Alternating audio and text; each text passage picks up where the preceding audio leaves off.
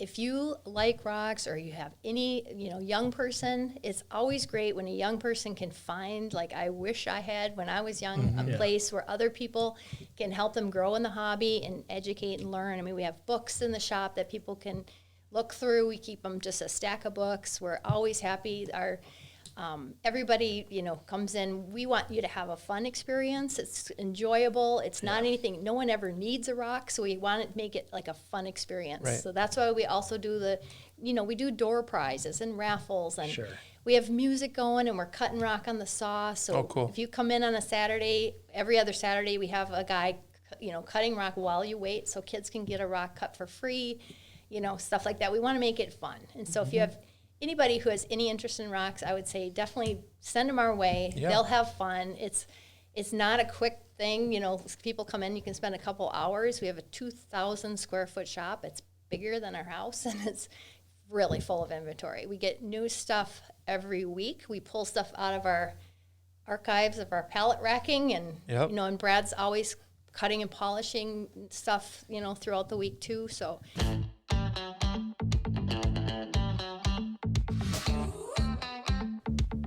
This is the Buffalo Community Podcast, all about the greatest small town in the USA, the people in it, and how it all works together. Here are your hosts, Tyler Reiss and Mark Benzer.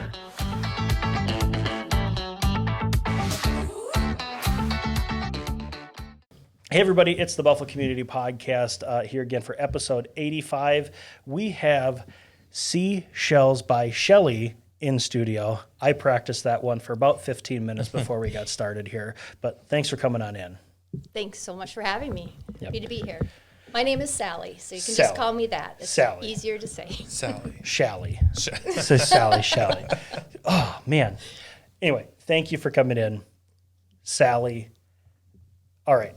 Perfect. Got that started. Yes. Perfect. 30,000 foot view. Seashells by Shelly, by Sally.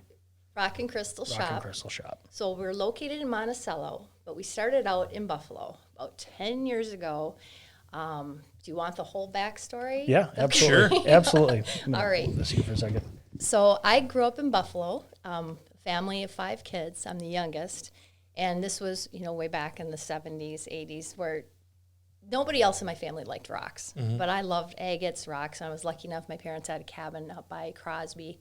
And so we'd go up there, and honestly, my sisters would leave me in a sand bed or by the lake and go do other things, and I'd just have my little coffee can digging for agates. So I love rocks as long as I can remember, and that's always been with me. So throughout the years, I always kept, I still have some of those too from when I was a kid, which is pretty common for rock collectors. I don't know if it's a little bit of a different hobby, but those who enjoy it are usually pretty dedicated. And I still have a lot of the rocks from when I was a kid. And then I met my husband, and he saw a show, he saw a flyer at work for a big agate show in Minneapolis. And he's like, hey, you like rocks? Maybe we should go to this. And I didn't even know such things existed, because this was a while back, and we never had the internet or any of that when I was a kid. So you didn't know there was other people that liked rocks like you do. And so we went to this agate show, and it was fantastic. It was so much fun.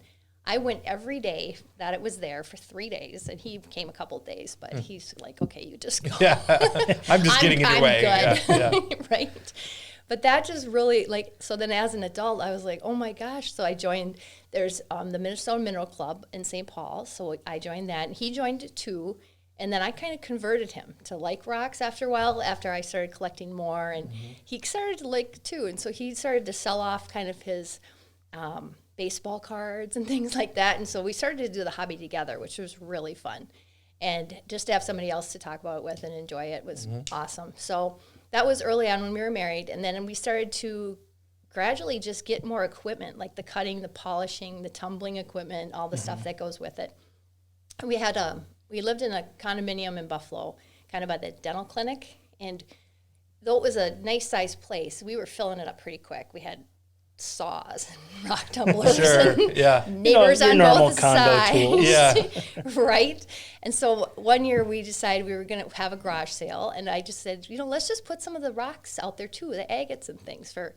And every one of them sold. All the rock we put out in that garage sale, sold. And Really? so that was kind of surprising to us. So we were like, okay, people out there like rocks and agates too. And we advertised, notice on Craigslist and that kind of thing. And we had then every year after that, on the 4th of July, we would do like a 3-day rock and garage sale. Then after a few years, it turned into just rocks and crystals. And then we started getting more people. After about the 3rd or 4th year of doing it, we had people waiting outside to come in.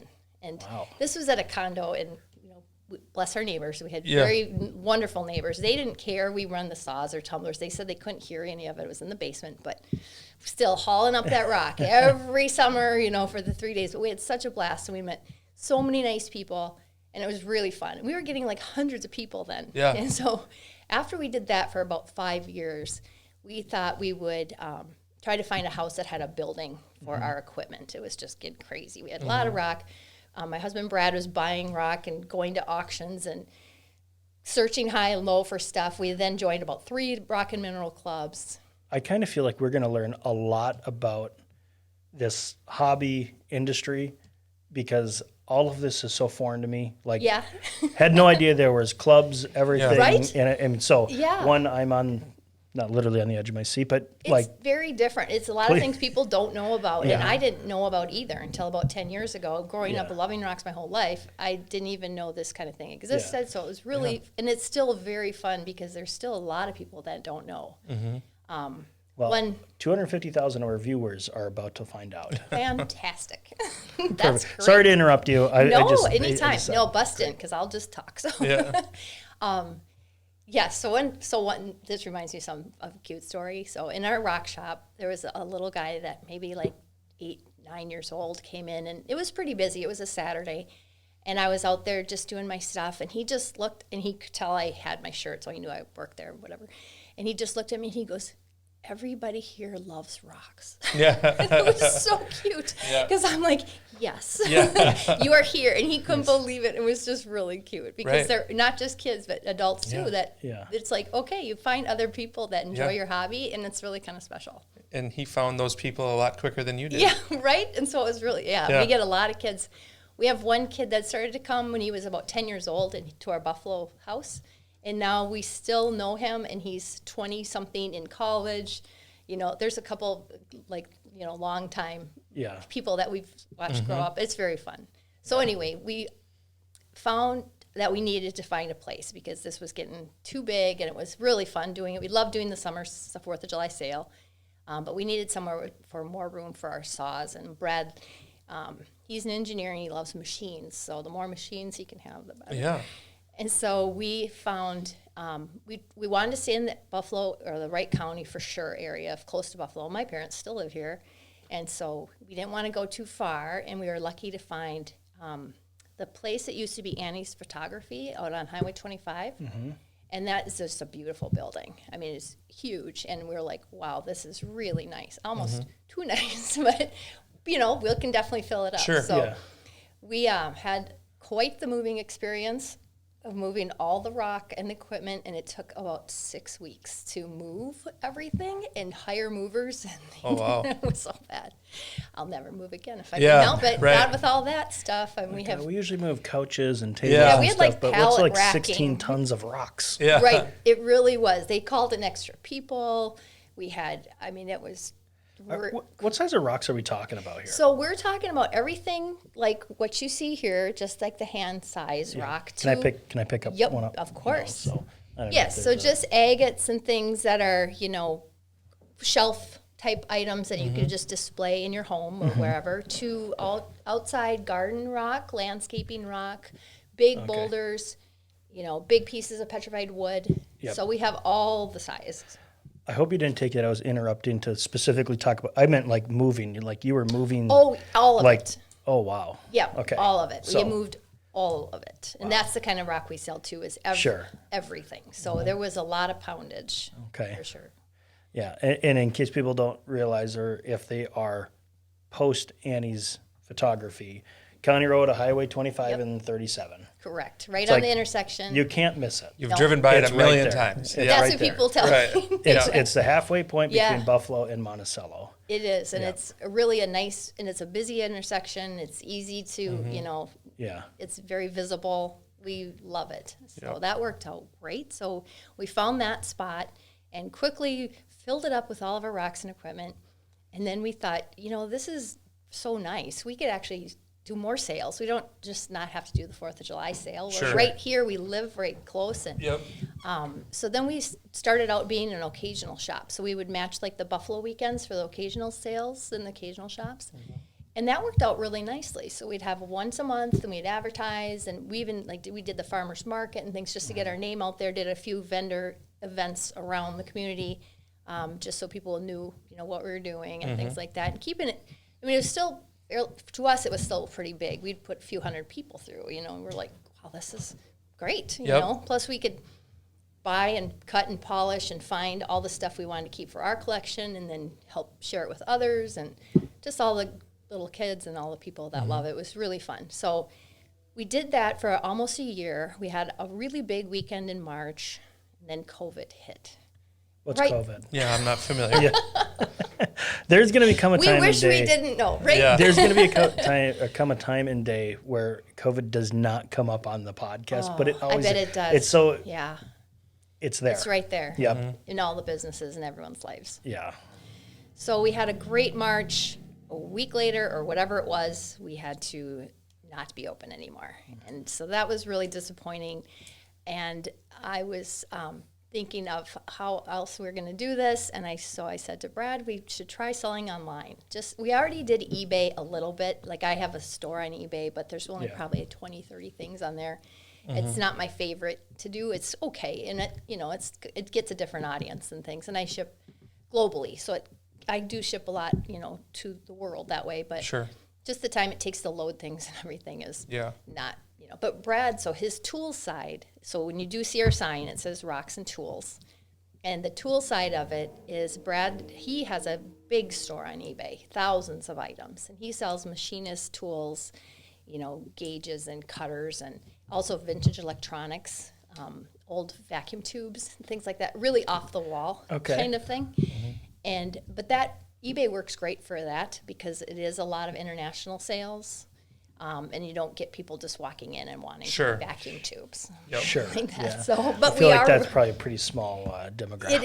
It is, and it works well for him to do it that way because then he can just do it on the side. He, has his regular job and also, but that's the tools part. And then, where was I? Oh yes, okay. So then I thought we should sell online. So we started out doing Facebook Live sales, which we'd never done before, but we figured we'd have to do something because we have a lot of inventory, we have a lot of followers, we have a lot of people that would look forward to coming to our shop now for years. Now it was, about 6-7 years into it, we had quite a following.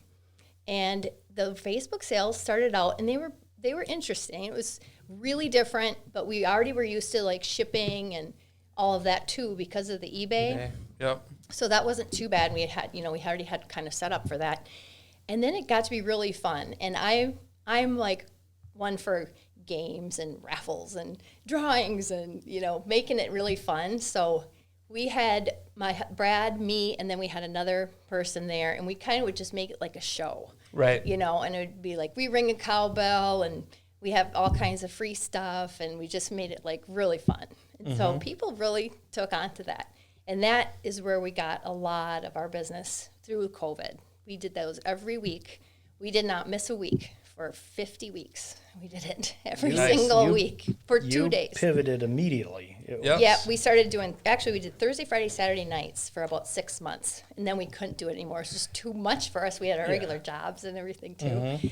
And then we cut it back to Thursday and Friday. And so that's what we still do. Every Thursday and Friday night, we have a 7:30 p.m. Central show where we probably have, 40 to 50 people watching at a time. We have a customer list of about 500 online buyers. But we get up to 60 people at a time watching and buying and participating in the auctions and the raffles and the buy it nows and all the fun stuff. And so we still do that today, and that's probably half of our business. The other half, now that we're open again, now we're open every weekend. We're open every Saturday and every Monday. And Thank goodness, because that's so nice to have people be able to come into the shop, have the experience of looking at the things themselves. I imagine that's kind of a big deal with rocks. I mean, yep, it really is. If there's anything that could be misconstrued on the internet, I mean, it could be a rock, right? Yeah, yep, or anything collectible. You know, you want to see it. And then, too, there's a lot of people that use rocks for crystal healing and metaphysical things and things like that. And they really want to be able to pick it up, make sure it's the right thing for them, or learn about it more and just have the variety and spend as long as they want, you know, looking around and things like that. So we're really thankful for such great community support. We've got, you know, all of the surrounding towns and things, people coming in every Saturday, still finding out about us, you know, because we're pretty new, especially being open every Saturday and Monday. We get new people every single week that just say, I've driven by here a million times. Right. I don't know what you have here, or we saw your posts or whatnot, and we want to check it out. Yeah. And we've been going now this whole year, being open every weekend, and it's great, really good. And how'd you land on Mondays? So many businesses, that's like the day they're closed. Well, I think we have, it seemed like I wanted to be open for people who work weekends, because when we were just open, so we just started Saturdays because we had full-time jobs, so we couldn't, you know, do anything more than that really. And then we were shipping so much on Sundays, so from all the online shows.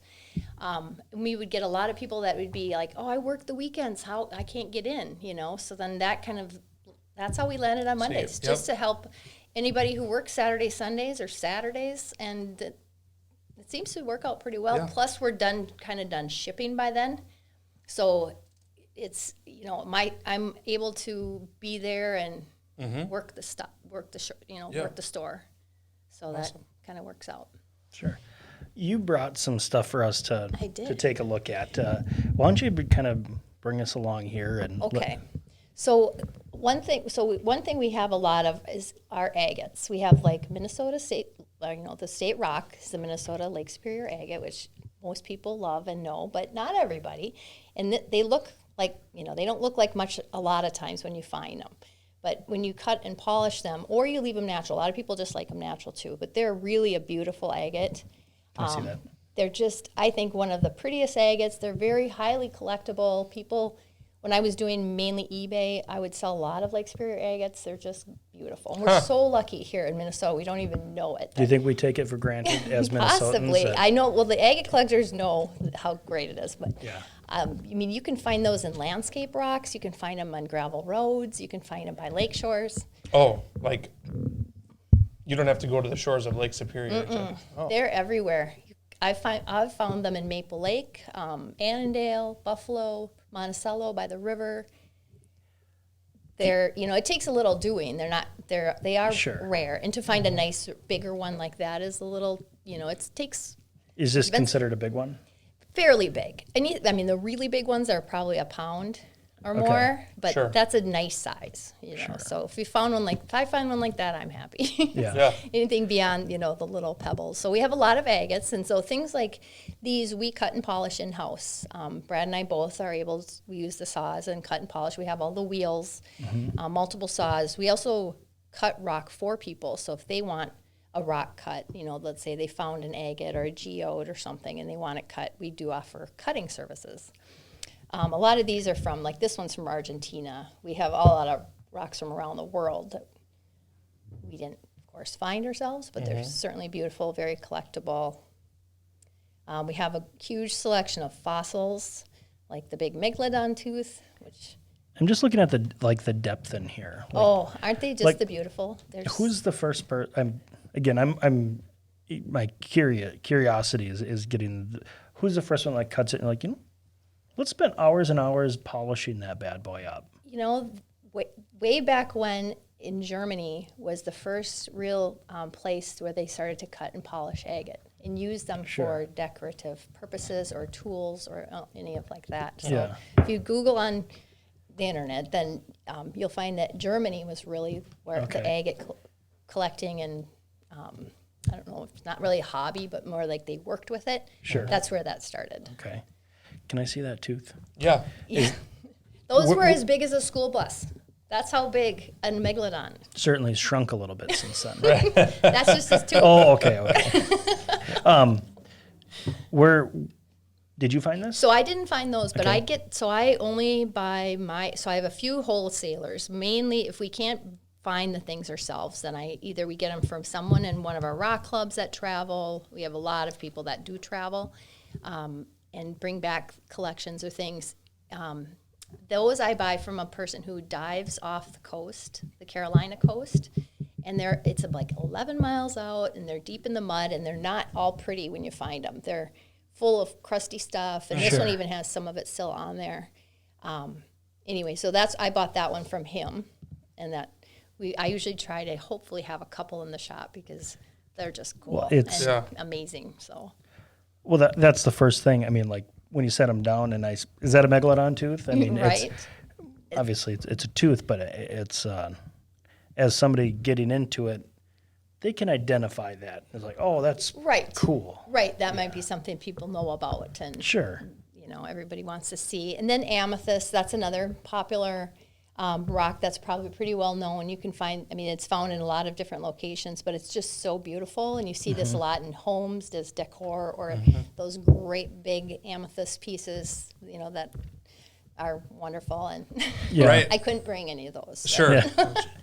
But the amethyst is beautiful. It's a flatbed truck, but you don't have a garage. Didn't fit through the door. Yeah. But people have them. They're wonderful. And then another thing super really special to our rock shop is we have a fluorescent room, which is a black light, long wave and short wave fixtures that Brad built. It's under the stairwell. So in our building, we had this like a closet or storage area, and so he hung up all the special fixtures for shortwave and long wave lights. There's a lot of rocks and minerals that fluoresce naturally. So this is a flashlight. This is a black light flashlight. And this is what happens if you shine it on a rock that is fluorescent. Wow. Which you would never know is in there. And that little one that you picked up, that one. So these are called Uper lights. They're fluorescent sodalite. They're found on the shores up in the UP. And that is a carved skull out of that Uperlite material. Wow. And when it's polished, it really shows. Can you see that, Luke? Yeah. So that is really a cool thing. And then these are also fluorescent. Fluorite is naturally fluorescent. And see how it's this dark green? Mm-hmm. Yeah. And this is Moroccan Fluorite, but it's really got a high fluorescence. And we love the fluorescence. And anybody who walks into our place, if they've not known about them, we make sure you got to check out the fluorescent room. It's just fantastic. So we also sell the flashlights, but you can buy them on Amazon or whatever too. You just want to make sure you get a high quality one so it shows the rock. Mm-hmm. Yeah. But fluorescents are a whole nother area of collecting. Some people just collect fluorescent stuff. Right. I could see why you would walk right past this. Definitely that. Yeah. But look at this one. You wouldn't know that's in there. No, it totally changes once you hit it. The green comes out. It's really amazing. Then there's some that don't fluoresce at all, like the Lake Superior agates. There's nothing there. It doesn't do anything. Yeah. So it's really fun just to find out what you already have in your collection, or what you're interested in. Yeah. There's a lot of variety. And maybe it's not an appropriate. Well, you sell these. Yep, and collect. Yeah. Can I ask? How much one of these rocks costs? Sure. In fact, these are just ones I brought from the store. Yeah. So there's even price tags on them. So this fluorite is $55, which isn't bad considering it comes all the way from Morocco. It's in really nice shape, and it's beautiful and big. So you can buy. This is probably $10, $15 small. And then we have rocks, we have a lot of rocks for kids who are just starting out. Things are maybe $1 to $2, $3, like these polished rocks. We have just bins and bins of, rocks that you can just pick through and. Something for everybody. Yeah, something for everybody. Small stuff up to very big, expensive stuff too for the more, the rare agates or the rare petrified wood that have, agate in it and things like that are uncommon. Do you have a favorite, your unicorn I do. rock. I have about 10 favorites. If you only had to pick 6 of them. Okay. Because one thing, people kind of joke when I do the live shows on Thursday and Fridays.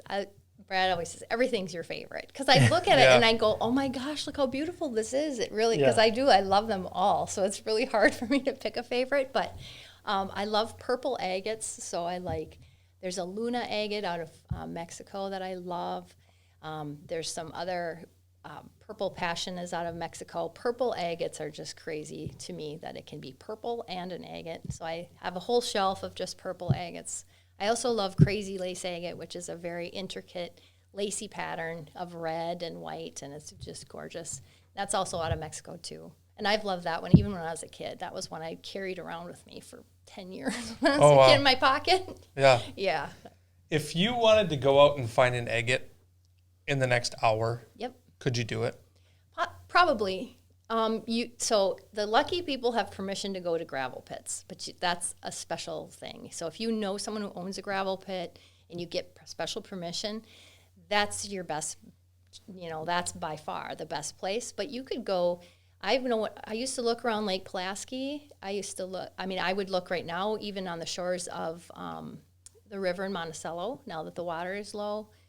You can look in landscaping rock, because a lot of times it's just brought from the gravel pits, washed and ready to go. So I think I would, I could take that challenge. Yeah, right, yeah. I guess I was just kind of, If this was like an MTV Cribs show, like style, all right, let's put the timer on. And let's go. Right. But we don't have a TV crew. Yeah. Oh, okay. Yeah. That would be really, next year that'd be really interesting to see. If you do walk out that and would be see very fun. In the landscape, and if you find one, just pop your head right back. Yeah. Right? Wouldn't that be fun? Yeah, like a scavenger hunt. Go. Yeah, I mean, you need to know, like you said, it's not a huge community of people. Right. It sounds like a pretty tight, connected group of people that are into the rocks and the minerals. But I would say it is. Though there's a lot. I mean, I think the Minnesota Mineral Club probably has over 500 members. It's so you don't know everybody, but you do get to know if you participate in the events and you go to the shows and you go to the club, meetings and things like that. There's definitely, you can get a lot of nice friends and good connections for different things you didn't even know about. Sure. And it's very fun. And what are you wearing? Oh, this is a big turquoise. So this is a big chunk of turquoise that I cut and polished and wire wrapped in sterling silver. And it was just like a free natural form, and I just formed it on the wheels just to make a big, huge pendant, which I thought was kind of cool to have a big piece of turquoise. Yeah. So that's one of them that I make. And we do have a lot of jewelry, too, in the shop. We have a lot of natural stone jewelry. Yeah. I make some of it, what I can. Yeah.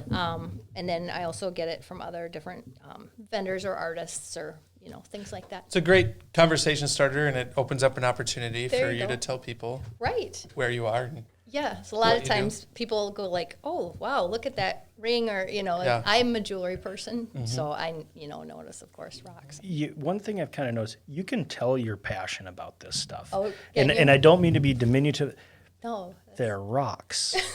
That's you Oh, I've probably heard get it that a before. lot. Like they're rocks. People say, what do you do with them? That's a question Yeah. that every rock collector's probably How much time heard. do you have? Yeah, right? And we go, you just enjoy the beauty is Yeah. what you do. You look at this and go, oh my gosh, this is from nature. This Yeah. is something that, just is out there for us to enjoy, and look how beautiful it is. And Yeah. it's just like appreciating, bird watching or anything Right. else that's nature related Yeah. Yep. to me. And what is that? So this is a Brazilian agate geode, they would call it. So it started out as a round, almost like this, where you wouldn't think anything's in it. And then when you crack it open, there's crystals inside.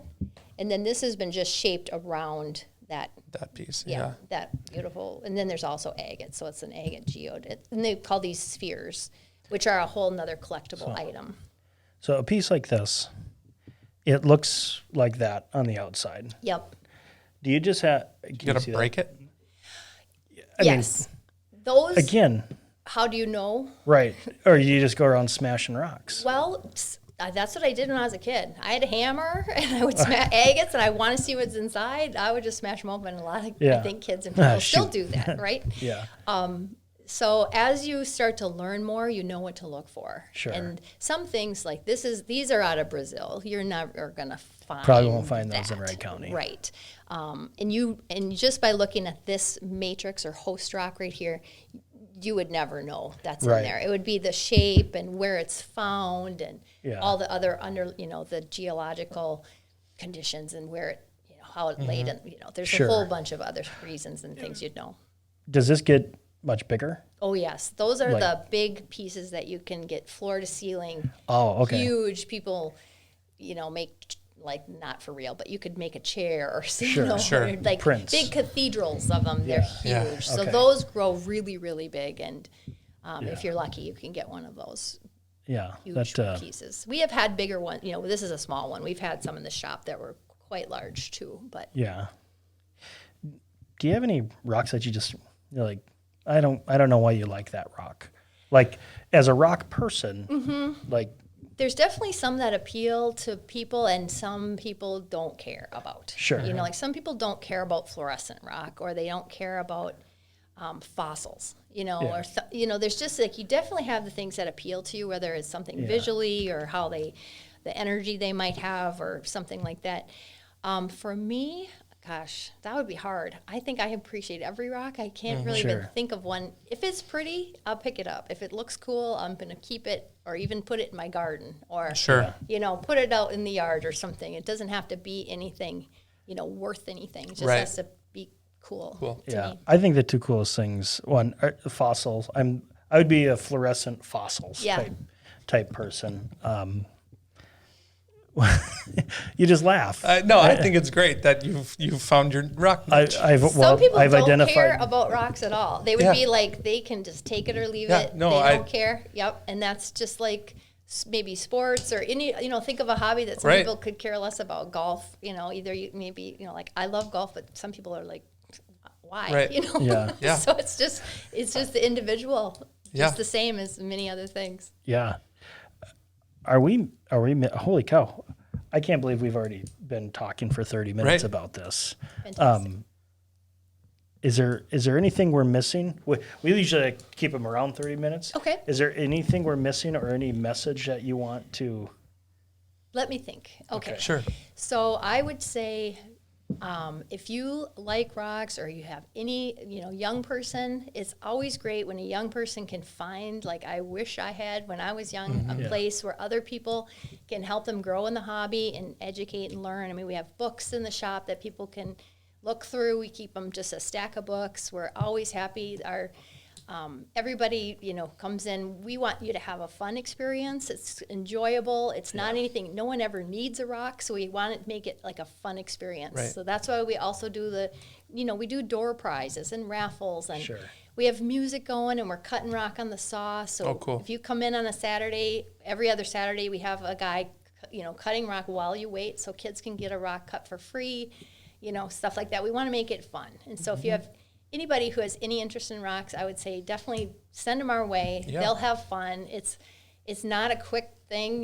People come in, you can spend a couple hours. We have a 2,000 square foot shop. It's bigger than our house, and it's really full of inventory. We get new stuff every week. We pull stuff out of our archives of our pallet racking, and and Brad's always cutting and polishing stuff, throughout the week too. So we keep it fresh. It's bad boy's about to expire. Let's move this up. Let's move this up to the front. There you go. A couple 100 million years old. That's a wonderful thing about rocks. You can just keep them on those shelves for eternity. Right.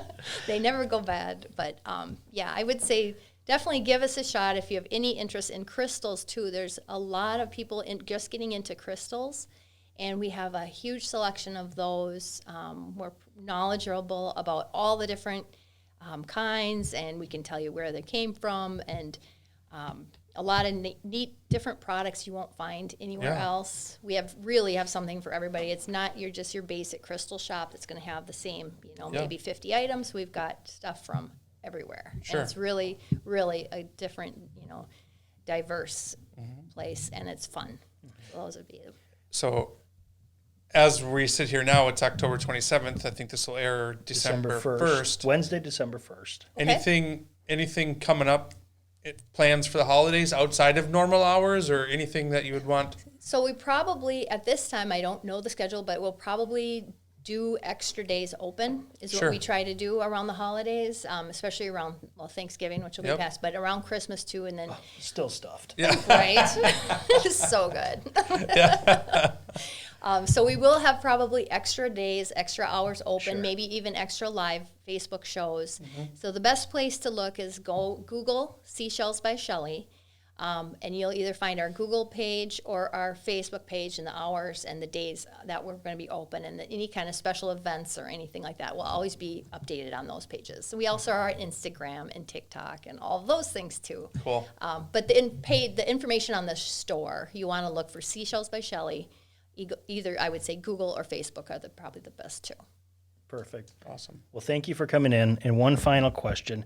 Did you ever try to find a place by the seashore? Okay. If you have time, I can tell you how that name came about. Yes. Okay.